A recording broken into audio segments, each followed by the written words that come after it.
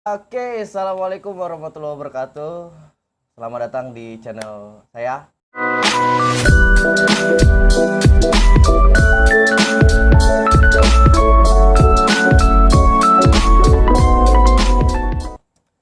Sekarang podcast Jaksi yang kedua.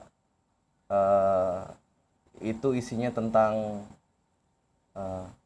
agama, tapi membahasnya secara santai, dan kebetulan datang juga orang yang humble dan mau diwawancarai, yaitu ada Pak Awaludin Saputra. Pak Awal nih sebagai apa nih? Karena kayaknya perannya penting di apa Pak? JPRMI. JPRMI itu apa tuh? Sebenarnya Assalamualaikum warahmatullahi wabarakatuh. Salam. Jadi ada pepatah mengatakan tak kenal maka kenalan. Nama saya Awal Saputra. Sekarang tuh diamanahkan menjadi ketua jaringan pemuda remaja masjid Indonesia Kabupaten Tangerang. Belum pernah dengar ya? Baru ini. Karena baru di Kabupaten Tangerang baru terbentuk.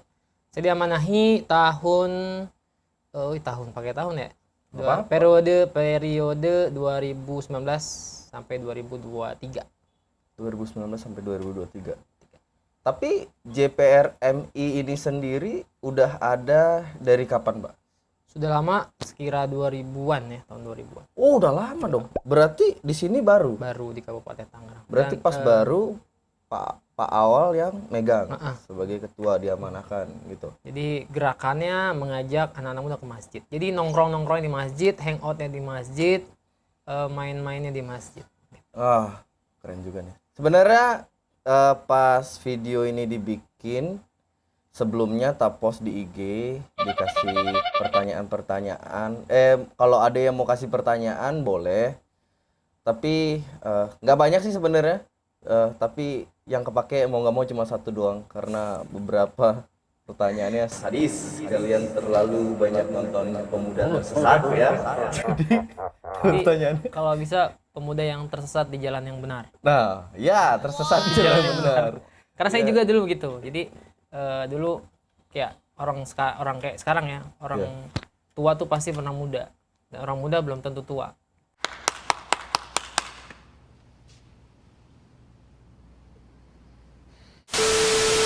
Nah, pas dulu muda sama, akhirnya karena pertolongan Allah kita disesatkan di jalan yang benar gitu. Jadi buat teman-teman yang masih tersesat, ayo kita ke jalan yang benar. Iya. Tapi tersesatnya boleh ya? Tersesatnya ke jalan yang benar. Iya. Toto mau kemana? Mau jalan ke clubbing gitu? Toto pertigaan belok kiri ketemu masjid. Tersesat di jalan yang benar.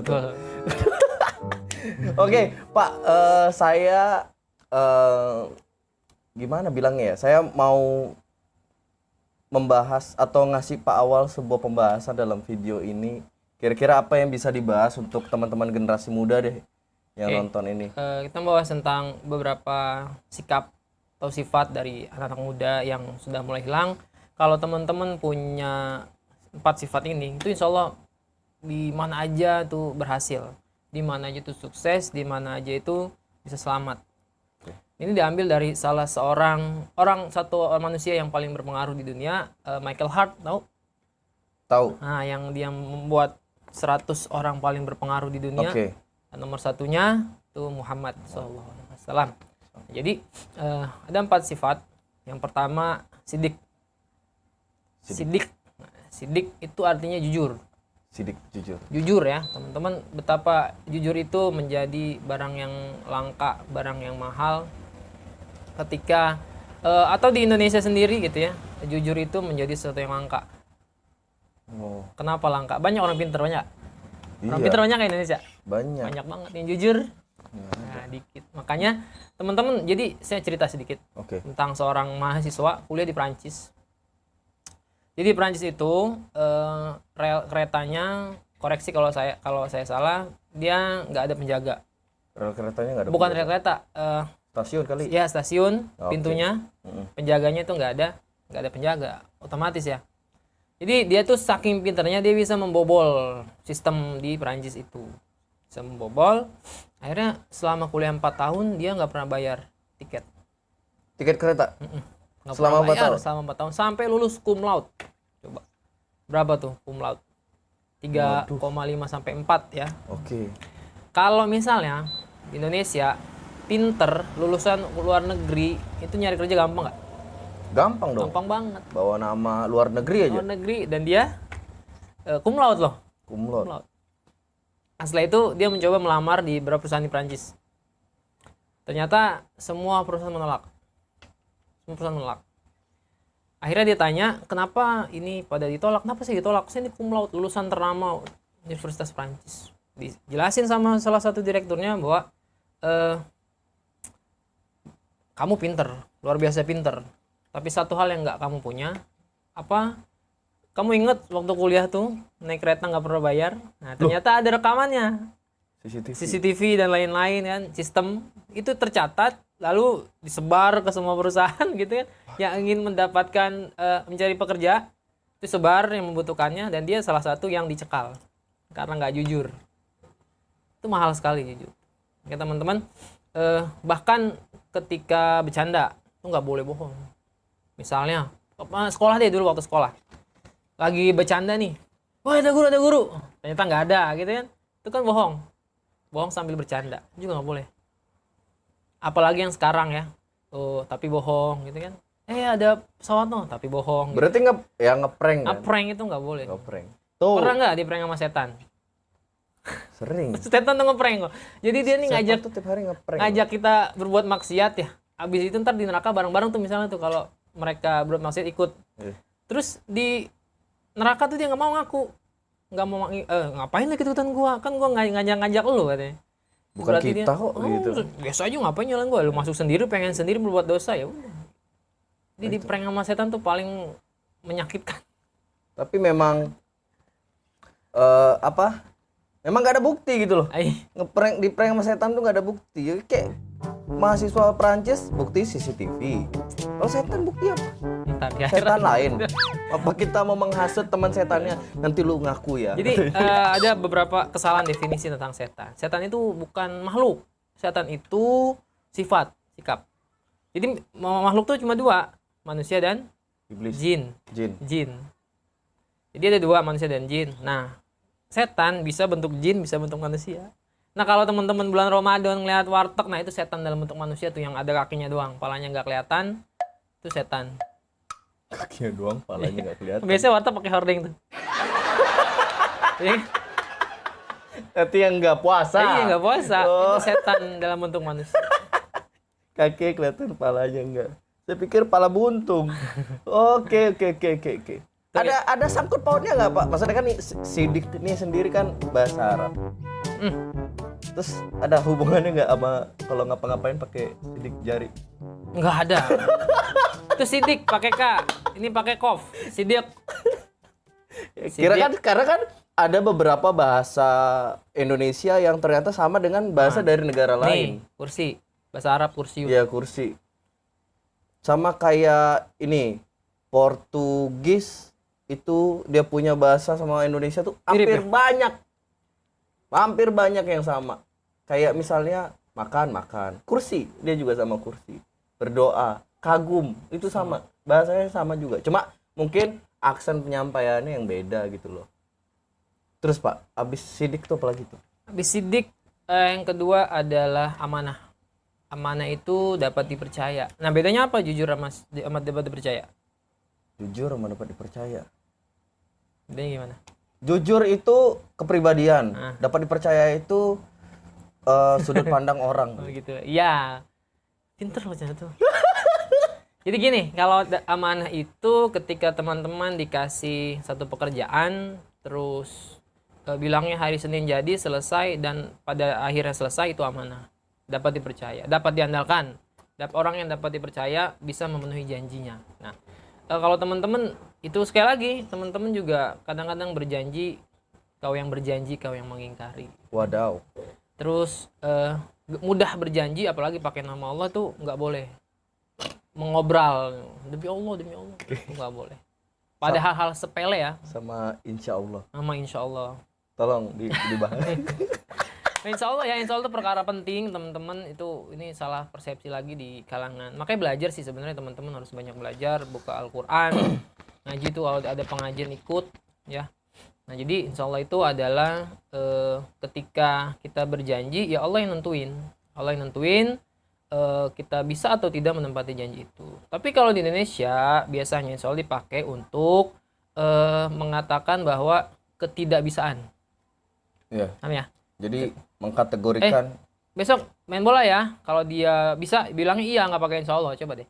Tapi kalau besok main bola kalau dia bilangnya enggak, dalam hatinya enggak, insya Allah deh. Insya Allah deh. Nah itu namanya menyalahgunakan. Salah. Malpraktek ya. Malpraktek. Penggunaan insya Allah. Gitu. Jadi amanah dapat dipercaya. Betapa kita apalagi sekarang apalagi omongan tuh kalau dapatnya A keluarnya B. Kalau duit amanah, duit masuk nih, pasti keluarnya kurang. Kalau omongan masuk, keluarnya lebih. Coba deh. Paham nggak? Okay. Kalau omongan nih, dia ngomong nih, denger sebuah berita, pasti nyampein ke temennya lebay gitu. Iya. Tapi kalau duit, beda. Masuknya 100, keluarnya 50. Tapi kayaknya emang gitu, Pak. Kita mau cerita sama orang memang sih susah ya kalau mau cerita sama orang. Terus misalnya dia bilang gini, udah jangan cerita sama siapa-siapa ya, gue cuma cerita sama lu doang. Terus Perempuan yang lain cerita gitu, tapi lu jangan yang bilang, dia cuma cerita sama gue doang. Itu menyambar tuh kayak lingkaran setan. Terus ntar balik-balik, lah siapa yang ngomong? Si ini. Dari dia. Itu maksudnya kali ya, Iya, bisa melebih-lebihkan. Karena gibah kan jatuhnya gitu. Nggak bisa, Pak. Gimana ya? Susah sih. Gibah itu membicarakan sesuatu yang orangnya nggak ada ya, orang nggak ada. Kita ngomongin kejelekan orang lain itu gibah. Kata Allah kayak bahkan bangke. Tahu bangke nggak? Bang keliling. Aku retakkan ginjal kamu.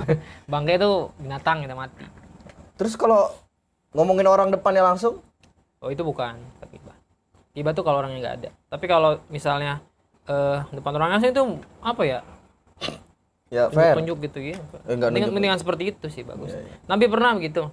Nah, jadi satu hari Umar bin Khattab datang bilang sama Nabi, ini Abdullah bin Umar sholat tahajudnya kadang-kadang enggak gitu, kadang-kadang enggak.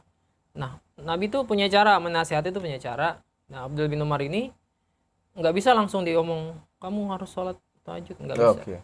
Tapi dicari satu momen ketika Abdullah bin Umar nggak datang ke pengajian Nabi, langsung Nabi ngomong ke umat, sebaik-baik pemuda adalah Abdullah bin Umar ketika dia sholat tahajud. Temennya ngomong, oh ya tadi sebut Nabi lu, wah kan seneng ya, kita sebut bupati seneng kali sebut Nabi, Nabi, tadi diomongin sama Nabi, apa katanya sebaik-baik pemuda adalah Abdullah bin Umar kalau dia sholat tahajud. Sampai setelah dapat kata-kata itu Abdullah bin Umar nggak pernah berhenti sholat tahajud. Wow. Cara Nabi memberikan nasihat itu luar biasa. Jadi ada hadis yang mengatakan kulil haqqo walau kana muron. Katakanlah yang benar walaupun itu salah, pahit. Ya. Jadi ini banyak sekali di kita nih konten-konten yang salah kaprah memaknai sebuah dalil itu dengan untuk hanya kepentingan.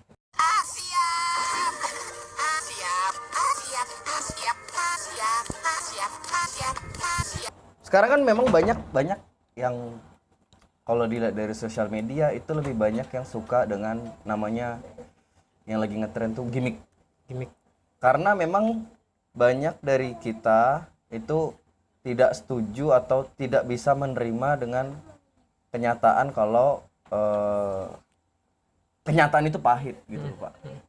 Jadi caranya tuh sebenarnya bikin sesuatu yang bikin kita buat bertanya-tanya, maksudnya kita mau ngomong ini salah, mau ngomong itu salah karena dasarnya udah gimmick gitu loh.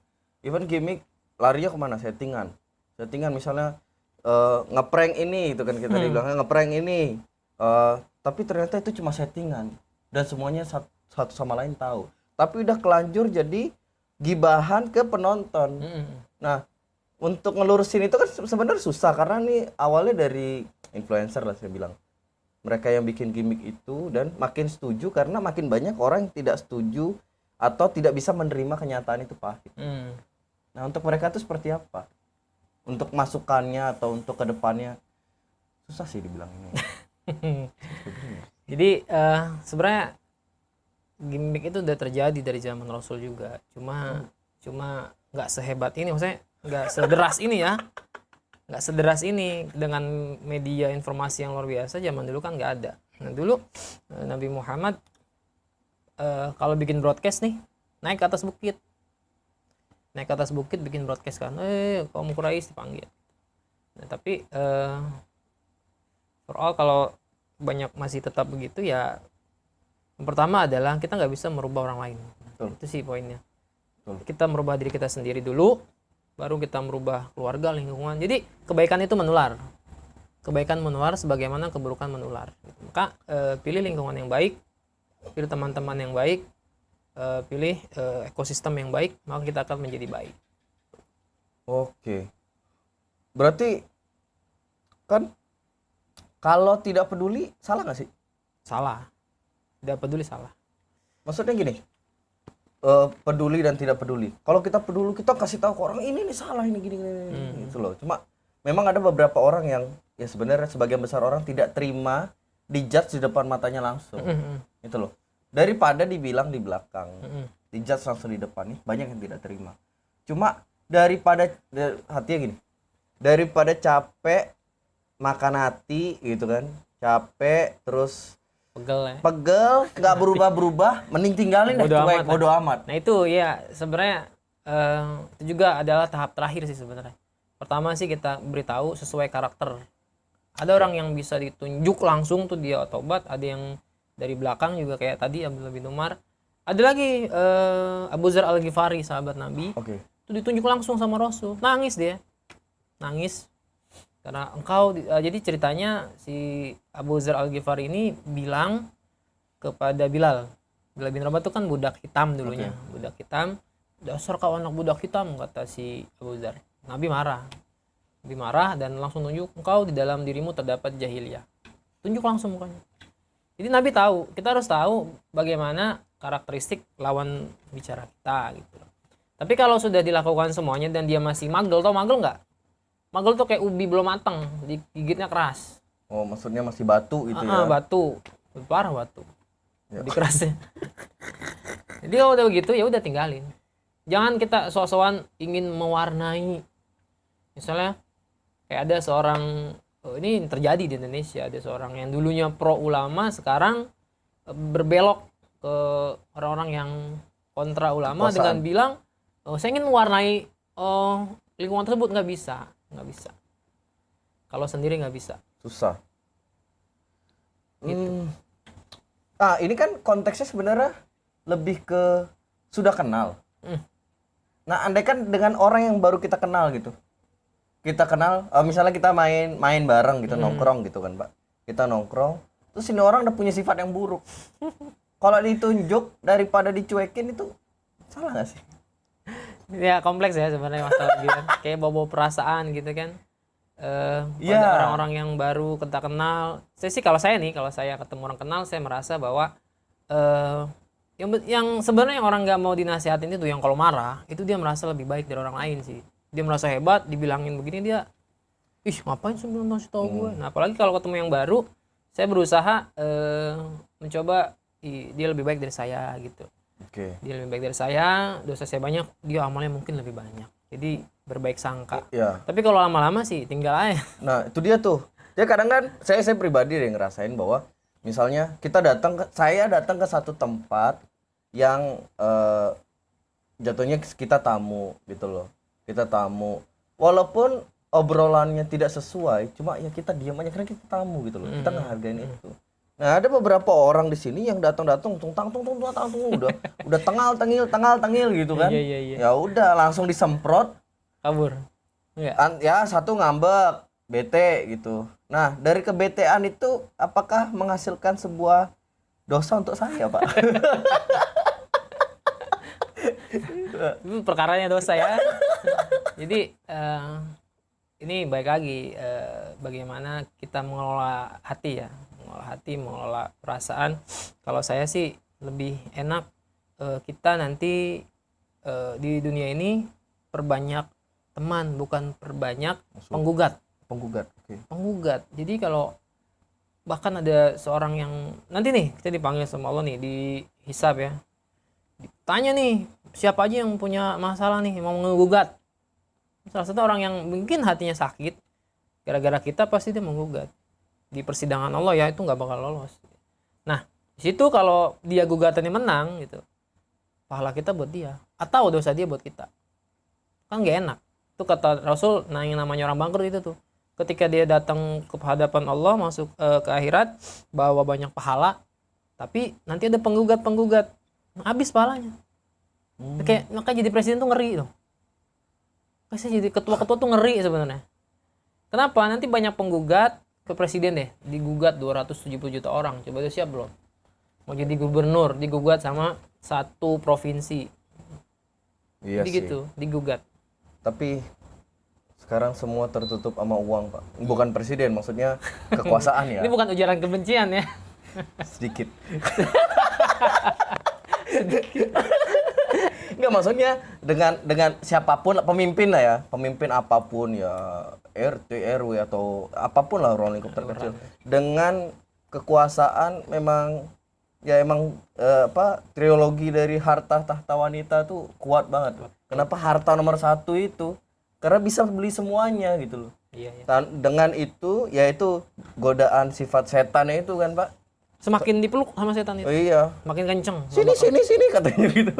Sini itu ada yang kurang kayak gitu-gitu. Tanya kan, pernah nanya ini kok bisa jahat begitu ya pemimpin-pemimpin yang makanya corona nggak pernah hilang dari Indonesia. Kenapa? Kan corona koruptor nasional Indonesia. Nggak pernah hilang. Karena tadi nggak ada yang jujur, nggak ada pemimpin yang bisa dipercaya gitu. Iya. Ini di negeri antah berantah ya, bukan Indonesia. Bukan Indonesia baik-baik saja. Indonesia baik-baik saja. Kita lagi nggak di Indonesia kok. Ini di negara api ya. Tadi dua tuh. Oke. Yang Terus. Jauh banget sih jadinya ya. Yang ketiga tablik.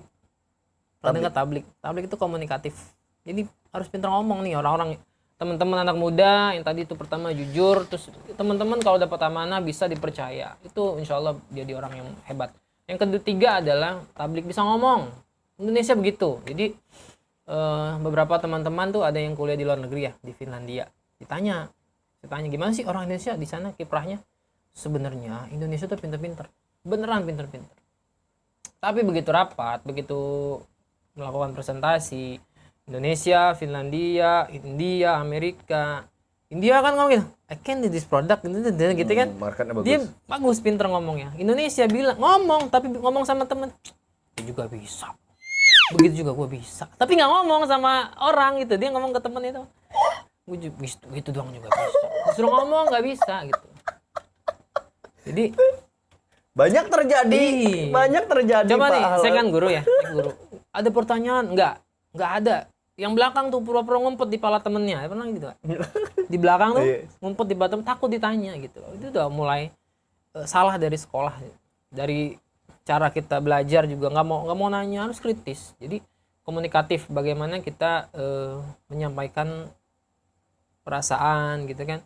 Kayak teman-teman di Cina itu saya pernah baca, jadi ada sebuah mesin yang ketika kita masuk ke dalam mesin itu akan keluar riwayat penyakit dan dalam keadaan apa tubuh kita. Terus dokter udah nggak perlu. Sekarang pekerjaan apa yang hilang? Tol. Ya. Guru juga sekarang sebenarnya Udah ada Google. Udah ada Google. Nah, yang membedakan Google dengan guru apa? Tablik, komunikatif. Guru bisa ngomong. Maksudnya bisa dialog kan? Dialog. Interaksi lah, Interaksi. dua arah ya. Sekarang kalau gurunya hao yang ngurusin honor kan, jadi para wali murid silakan yang belum bayar SPP. Kok jadi bayaran? Gini Pak, gini. Saya setuju tuh. Karena saya juga ngalamin tuh yang ngumpetin pala kan, kenanya. Cuma setelah saya dalamin, dulu saya juga orangnya pemalu, benar-benar pemalu saya tuh.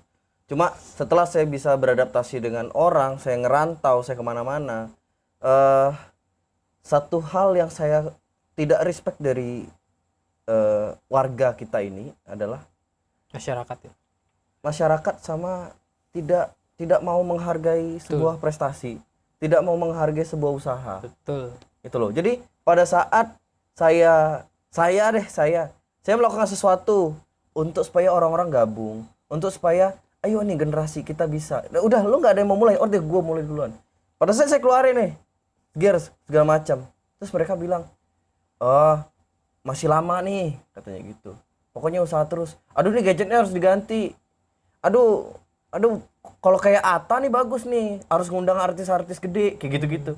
Nah jadi mereka tuh bukannya mendukung malah menjatuhkan.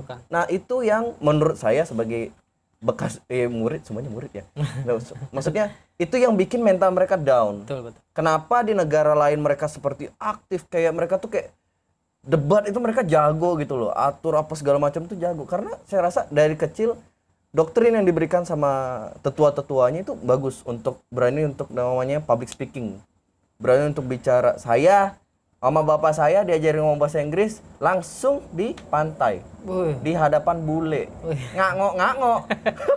Tapi emang latihan gitu malah bisa kan? Nah akhirnya praktek. Saya nggak kuliah, tapi teman saya kuliah S1 jurusan sastra Inggris. Pada saat saya ajak ke Bali, di Kuta, ngobrol sama bule, ngak-ngok. Padahal dia 4 tahun loh kuliah. 4 tahun, bahasa Inggris saya nggak belajar lagi.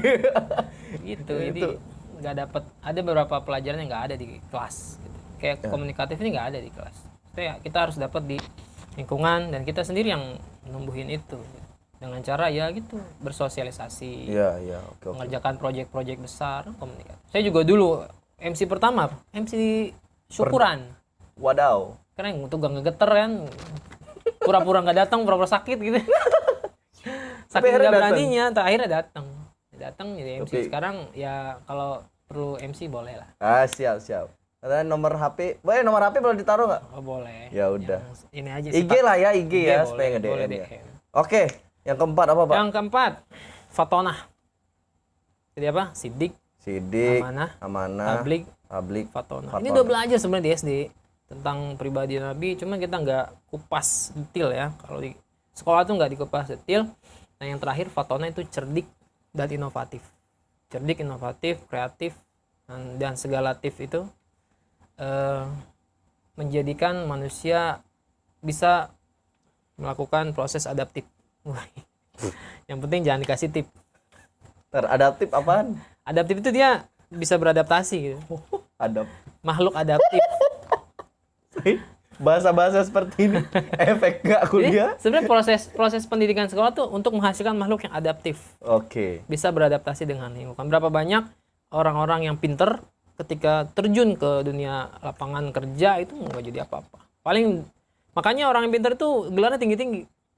Kenapa? Karena dia lebih nyaman bekerja dengan komputer, bekerja dengan penelitian, bekerja dengan tulisan-tulisan. Dia nggak bisa bersosialisasi. Coba profesor, kerjanya ngapain? Di komputer ya, melakukan penelitian-penelitian. Nggak tidur. Itu jadi, profesor orang pengangguran sama nggak tidur begadang. Nah, jadi yang itu adalah komunikatif, inovatif. Teman-teman, itu perlu banget di era disrupsi ya, di revolusi industri 4.0. Bagaimana nanti pekerjaan tuh diambil alih oleh mesin semua. Sekarang udah berasa tol aja nggak ada yang jaga, koran-koran sudah mulai gulung tikar, apalagi pekerjaan yang nggak ada. Ya. Mungkin supir atau itu udah nggak ada. Ramayana, Matahari, habis kan? Udah sekarang habis sama penjual tanah abang yang jualan di online. Iya. Sekarang gampang beli tuh apa sih? Beli ya, bukan merek loh. Ya belanja lah. Belanja tuh gampang. Lewat handphone. Klik. Jadi 11 dan lain-lain. 11. Jadi kemarin itu saya nungguin 11 dari Shopee. Kan pembodohan ya. Ternyata mereka pakai bot. Jadi jam 0000 sekian second belum 1 detik udah sold gitu yang iPhone berapa 24 25 stok iPhone-nya. Kurang ajar itulah sih. Itu pintar tapi tidak dimanfaatkan.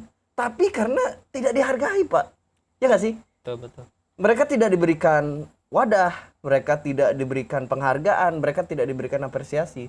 Jadi mereka kesal, jadi mereka melampiaskan itu karena satu faktor ekonomi. Faktor ekonomi sampai akhirnya udahlah negara nggak mikirin gua. Ih. Itu aja. Ya karena negara juga nggak hadir. Terus gini, jadi ada seorang, misalnya saya tanya, Mas Komang tanya saya, 1+1 coba deh. 2. Mas Komang yang tanya. Pak, 1+1. 2 terus. 2+2. 4. 3+3. 6. Tambah 3, Pak. 3+3. Oh iya bener. terus 4+4. 8. 5+5. 9. 10, Pak. Tuh kan di komen. apa ya di komen sama Komang. Kenapa? Itu semua sama ya. Jadi ketika kita melakukan kesalahan, orang akan fokus sama kesalahan. Coba dari 1 sampai 4, Komang nggak pernah muji saya. Wih bener hebat Paul, 1+1 2 hebat. Nggak pernah kan? Bukan anak-anak. Makanya. Jadi ketika kita melakukan kesalahan, orang pasti akan wah langsung. Oke. Jadi itu. Jadi banyak anak-anak Yang ini ya. terbengkalai dan banyak yang nge-BM ya. Teman-teman yang masih nge-BM, tau nge-BM nggak? Black market. Bukan. BM itu jadi dia pakai sarung, pakai peci, ada mobil truk lewat di stop gitu. Numpang. Oh iya banyak di jalan. Nah, itu berbahaya. Oh bukan di Indonesia itu. Bukan, itu di jalan di Kapten Amerika. Itu berbahaya sekali, teman-teman. Atta dengan dalih mau ngaji, tapi caranya salah gitu. Caranya salah, beneran caranya Itu salah. bener-bener nyetop, Pak. Bener. Pick up ya? Tengah loh, begini. Pick up, terus truk-truk gede itu, aduh. Saya sering banget saya ngeliat tuh.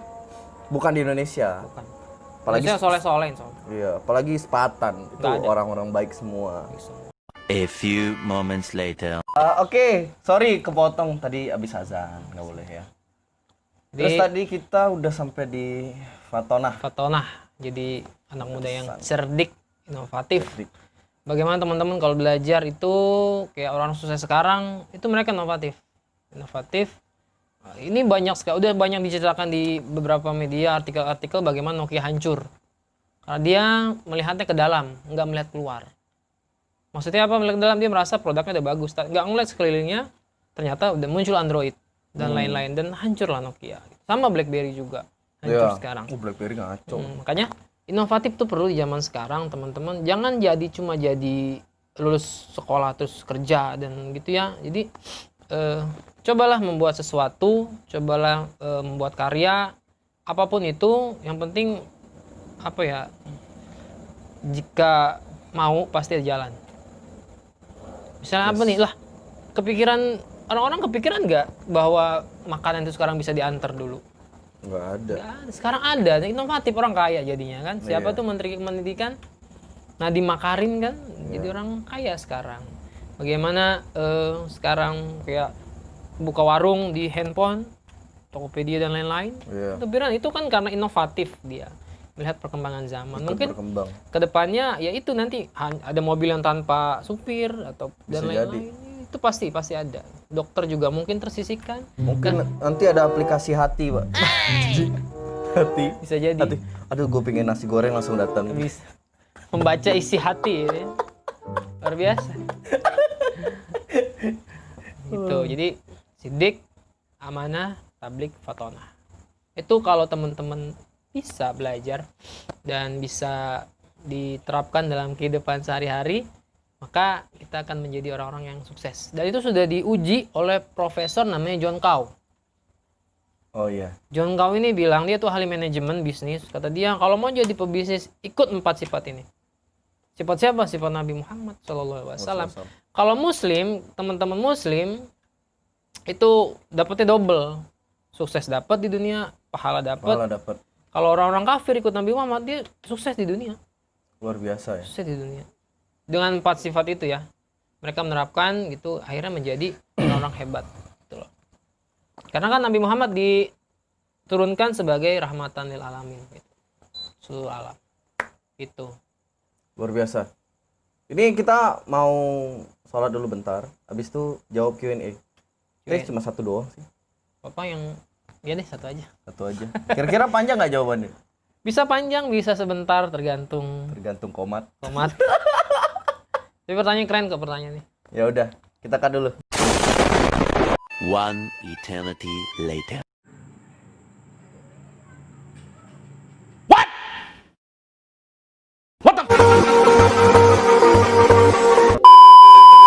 Oke, kita lanjutin yang tadi karena tadi habis kepotong sholat isya dulu. Jadi tadi yang kita obrolin udah ada 4, yaitu sidik, terus amanah, terus fatonah, Tablik, tablik, baru fatonah. fatona, Jadi kesimpulannya dari keempat itu nyamuk. nyamuk banyak. Enggak, bukan kesimpulannya nyamuk banyak. Ya. Jadi kesimpulannya adalah Poinnya adalah teman-teman, kita tidak pernah rugi kalau kita meneladani Nabi, ya. Jadi lakukan apa-apa yang bisa kita lakukan, lalu sempurnakan sambil melakukan. Terus Profesor John Kau udah saya bahas belum tadi?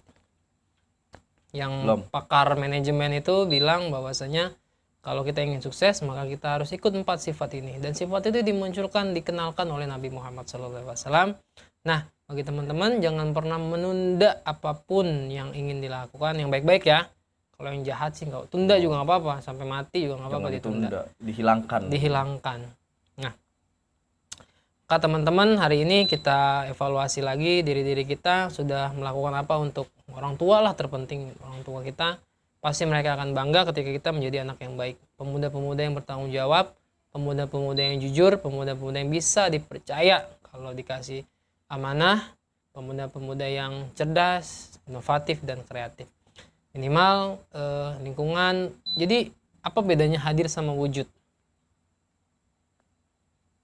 Hadir Dan wujud kalau hadir bisa hadir tapi belum tentu ada wujudnya. segitu ya? Kan online, video Oh, call. wujud Wujud berbentuk. berbentuk. Berarti Jadi, fisiknya ada. jadi kalau secara bahasa wujud itu ada ya. Iya. Kalau hadir dia bukan hanya ada tapi punya kontribusi. Ya, makanya peradaban itu disebutkan hadoroh. Peradaban itu kan orang-orang yang memberikan kontribusi untuk dunia, untuk masyarakatnya. Jadi jangan sampai ada dan tidak adanya kita itu tidak berpengaruh sama sekali.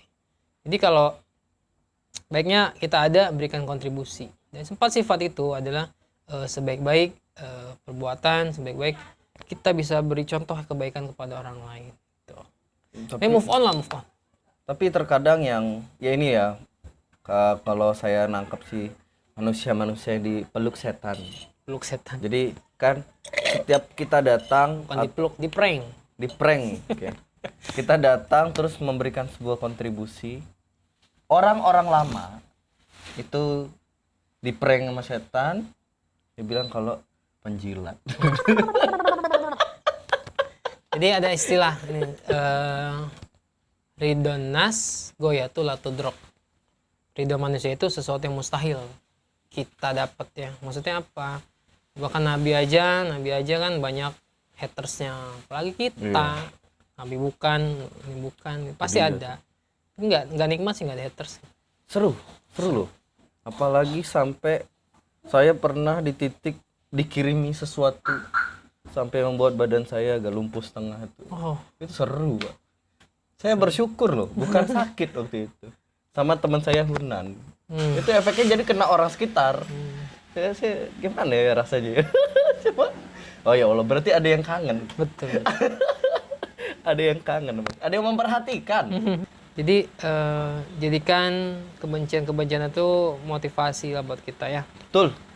Jangan pernah kita berbalik, jangan pernah mengizinkan mereka untuk menyakiti hati kita. Maksudnya gimana? Kita tuh nih bilang sama diri kita sendiri, saya tuh nggak akan sakit hati kecuali saya mengizinkan. Ini kalau kita nggak ngizinin kita untuk sakit hati, mereka mau jungkir balik mau ngapain ya serah. Gitu. Banyak kok haters Nabi yang berakhir memilukan, kayak nyambung ke ini nih, Macron. Tahu Macron? Makanan. Presiden Prancis yang kemarin Kotak saya Rame. makanan. Makaroni. Iya sih Macron. Itu jatuhnya haters ya. Oh, itu haters tuh. Semangat. Dan itu sudah ada di dalam Quran. surat 111. 111. Ada yang nyapa guys. Iya, jadi haters tuh banyak. Santai aja lah. Itu ya, jadi memang yin dan yang terus bersatu. Kalau hidup nggak ada haters berarti nggak ada ujian. Lancar aja tuh, nge-flat tuh juga nggak seru juga gitu loh. Haters itu adalah orang yang paling mengenal kita. Paling Kita sayang. salah juga dia tahu. Jadi justru bagus kan, kesalahan kita tahu. Gitu. Tapi hebatnya di-publish sama dia. Ya itulah, tapi ya nggak apa-apa lah. Makasih buat haters gitu loh. Makasih buat jangan sakit hati sama haters. Bener, kalau kita waktunya untuk sakit hati, jangan kasih ruang. Sakit hati itu jangan kasih ruang gitu loh. Jadi, oh dia kayak gini, ya udah, gue motivasi seperti apa. Ya entah kalian mau nulis lagu lah, atau kalian mau menulis cerita hidup kalian dalam sebuah kertas lah, atau dari sekarang gadget deh ada catatan pengingat atau note apalah itu namanya kan. Ya udah itu dibahas di situ aja. Mungkin nanti bisa jadi duit dari haters. Justru orang viral karena haters tuh. Iya, sekarang kan banyak orang viral karena banyak hatersnya. Jadi emang ya gitulah, mau gimana, namanya kehidupan. Betul. Udah tuh, jadi wah simpulannya kayak gitu ya. Iya, jadi coba teladani lagi Nabi Muhammad SAW. Mumpung jadi ini tahun ini nih keren banget nih, abis Maulid ada hari ayah, ada hari pahlawan terus hari ayah. Ya. Keren banget kan? Jadi saya tuh nggak percaya orang kebetulan tuh nggak percaya teori-teori kebetulan. Semuanya udah diatur. Udah gitu. diatur. Nah, momen tahun ini saya rasa berkesan karena ada Maulid, hari pahlawan dan hari itu berurutan. Jadi ingin menjadi seorang ayah yang ini menjadi pahlawan, maka ayah yang harus mengikuti Nabi Muhammad. Nah, Amin. gitu. Jadi buat anak-anak muda silakan mulai sekarang pikirin yang positif, pikirin mau bikin apa, pikirin mau jualan apa, pikirin mau berbuat apa untuk agama dan bangsa Indonesia ini. Dan ya. bisa menjadi orang yang bermanfaat. Betul, itu yang terbaik. Khairun nas anfa'uhum linnas. Itu luar biasa sih. Hadir ya di lingkungan tuh hadir, bukan hanya wujud. Itu ada di opening saya tuh. Bukan anak ngedablok di kamar gitu kan, main HP sampai habis kuota, tapi juga menjadi orang yang bermanfaat. Ya oke. Udah nih. Jadi sekarang kita langsung ke sesi pertanyaan. Kayak banyak aja. Sebenarnya cuma satu. Sebenarnya ada lah. Ada yang lain. Cuma difilter ya. Nggak mau. Ntar dulu. Belum waktunya ngeluarin pertanyaan begituan. Pertanyaannya keren sih sebenarnya. Saya tertarik sih, tertarik. Cuma saya belum saatnya diangkat. Belum mau dulu. Gila, langsung tajam banget bahasanya. Pertanyaannya satu doang, tapi bisa dijelaskan dengan sangat luas sama Pak Awal. Pertanyaan dari Om Ibnu, nama Instagramnya Ibnu_W_Arif atau kebalikannya. Pokoknya nanti ada di bawah kali. Saya pokoknya di bawah. Pertanyaannya adalah bagaimana cara mendidik anak di generasi Alpha sesuai arahan dari Nabi Muhammad SAW. Silakan Pak. Oke. Jadi kata Nabi, ajarilah anakmu sesuai dengan zamannya. Zaman generasi Alpha ini adalah anak-anak yang lahir di sampingnya udah ada handphone, udah ada gadget. Jadi ini memang tantangan ayah dan ibu di zaman ini ya. Bagaimana peran mereka bisa sangat digantikan oleh handphone. Bisa banget. Gimana ketika kita di rumah, anak-anak itu lebih tertarik main handphone daripada main sama bapaknya. Kenapa? Karena handphone itu responsif. Bapak nggak responsif.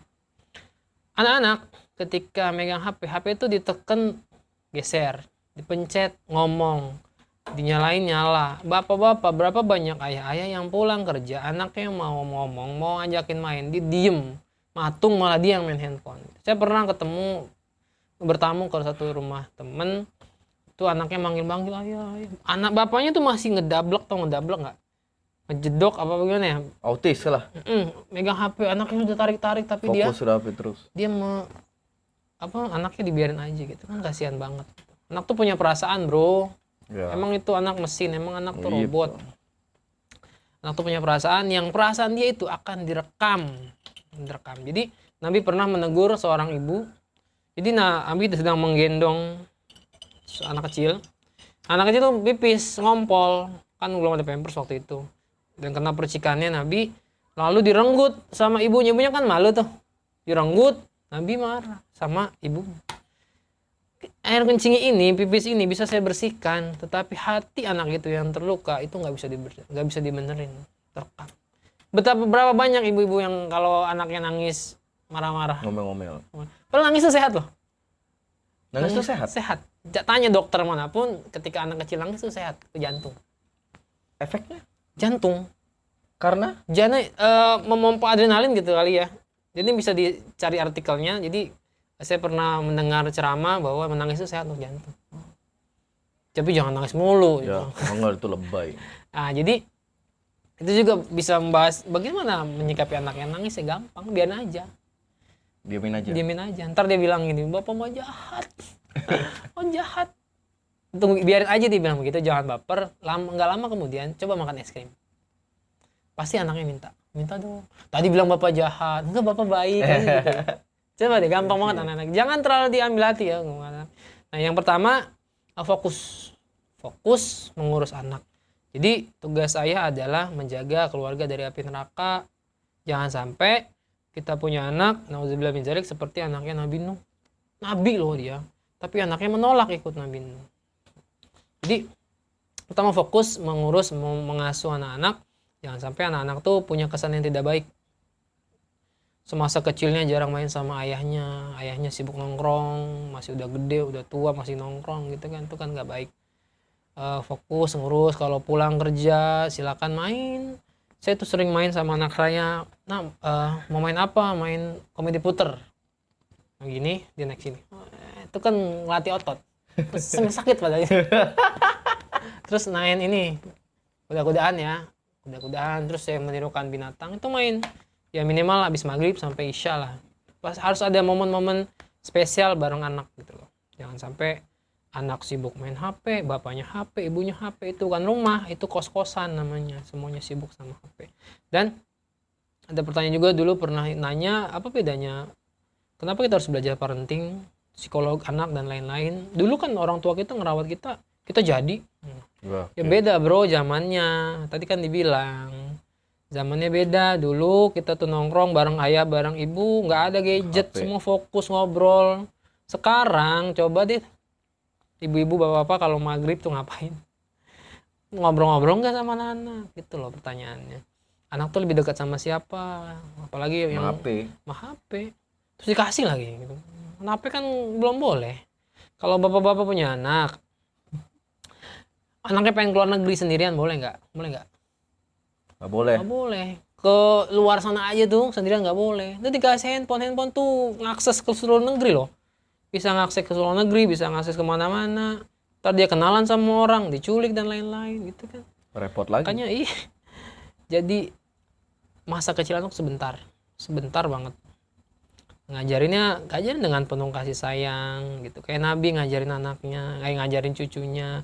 Pernah Nabi satu waktu sholat itu sujudnya lama banget, sampai sahabat bilang, ih Rasul apa dapat wahyu sujudnya lama banget. Langsung kalau sholat tuh lama, nggak kayak kita, beda banget. Begitu selesai sholat, si para sahabat nanya, Rasul emang ada wahyu? Emang turun wahyu? Enggak, itu tadi Hasan Hussein main di atas pundakku.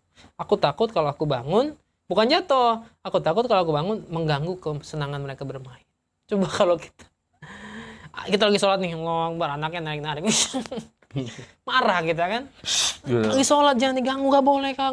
Ya, akhirnya dia merekam bahwa sholat itu bikin orang jahat. Makanya berapa anak yang nggak mau sholat, berapa anak nggak mau ngaji. Karena diomelin melulu. Harusnya selain kita fokus juga membuat aturan yang jelas. Kayak generasi Alpha ini generasi yang akan banyak perdebatan. Maksudnya dia akan bisa berdebat melawan orang tua kalau kita nggak punya aturan yang tegas. Banyak yang orang tua yang curhat sama saya, anak saya pas sering main HP, saya bilang kenapa dikasih? Iya, karena saya sayang. Bukan gitu sayang caranya. Caranya sayang adalah membatasi penggunaan handphone. Nanti SMA lah, SMA dia punya handphone sendiri. Kalau kecil, bilangnya jangan buat dia, dipinjemin. Kasih jadwal. Gak boleh lebih dari 1 jam sehari. Anak ya. Generasi Alpha ya. Oke. Tuh. Gak boleh lebih dari 1 jam. Karena handphone itu bikin otak mati. Coba deh kalau handphone dipanggil. Langsung fast respon gak? Enggak. Pasti dia masih lagi main mabar. Mabar lagi. Gak kelar-kelar tuh mabar. Parah. Terus menang-menang pas udah mau jam sholat. Tanggung. Jadi nggak sholat. Itu yang pertama fokus, yang kedua bikin aturan yang jelas tentang gadget sih. Masalah bapak generasi alpha tuh gadget sebenarnya. Betapa dia lebih asik main sama handphone daripada sama ayahnya. Terus yang ketiga, bapak kalau anak yang ngajak main, ya main. Jangan ditunda-tunda. Walaupun lagi ngurusin kerjaan nih, taruh handphonenya main. Ya. Jadi panggilin tuh. Udah dipanggil. Malam. Jadwalnya main soalnya. Iya. Diganggu untuk bikin video. Ayo. Ya Sini. udah. Ini di rumah. Di rumah kok pulang. Bentar ya. Ya gitu, jadi bapak-bapak, teman-teman yang sudah jadi bapak-bapak, fokus bikin aturan yang jelas, sama main-main deh, main-main. Karena dunia anak tuh dunia main. Jangan terlalu dibebani ini itu, belajar dan lain-lain. Umar bin Khattab itu hafal Quran tuh 40-50 tahun. Wow. Jadi baru paksa. hafal. Iya kan? Iya, sini sayang. Mi. Iya. Oke. Udah tuh. Ada tuntutan sebagai seorang ayah yang Langsung harusnya diujian. langsung. Bener nggak nih ngomongnya nih? Tuh. Tuh, langsung tuh. Ya, saya tinggal dulu ya. Disabar. Ya. Iya.